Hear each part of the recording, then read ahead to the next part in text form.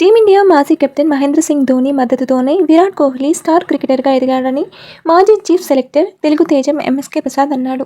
Career ప్రారంభంలో పేలవ ఫామ్తో ఇబ్బంది పడుతున్న విరాట్ కోహ్లీని జట్టు నుంచి తొలగించాలని అందరూ ఒత్తిడి చేసినా ధోని వినలేదని ఎంఎస్కే వెల్లడించాడు. అండర్-19 ప్రపంచ కప్ 2008 విజయంతో తారాజువలా భారత్ క్రికెట్లోకి దూసుకొచ్చిన కోహ్లీ ఆరంభంలో కాస్త ఒడిదొడుకులు ఎదుర్కొన్నాడు. కొన్ని మెరుగైన ప్రదర్శనలు చేసినా నిలకడగా రాణించలేకపోయాడు. ముఖ్యంగా 2011-12 ఆస్ట్రేలియా పర్యటనలో విరాట్ కోహ్లీ దారుణంగా విఫలమయ్యాడు. ఈ పర్యటనలో భాగంగా పెర్త్ వేదికగా జరిగిన 3వ టెస్టు కోసం కోహ్లీని పక్కన పెట్టి రోహిత్ శర్మను జట్టులోకి తీసుకోవాలని సెలెక్టర్లు భావించారు.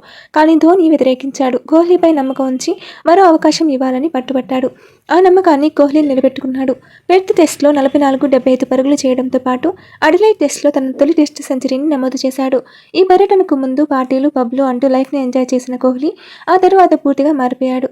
ఆస్ట్రేలియా ఆటగాళ్ల తరహాలో ఫిట్నెస్ సాధిస్తేనే విజయాలు తగ్గుతాయని గ్రహించాడు. సీరియస్గా ఫిట్నెస్పై ఫోకస్ పెట్టాడు. ఆ తర్వాత వరల్డ్ క్లాస్ క్రికెటర్గా ఎదిగాడు. 2014 ఇంగ్లాండ్ పర్యటన పీడకలగా మిగిలిన తన ఆటను అప్డేట్ చేసుకుని పరుగుల వరద పారించాడు.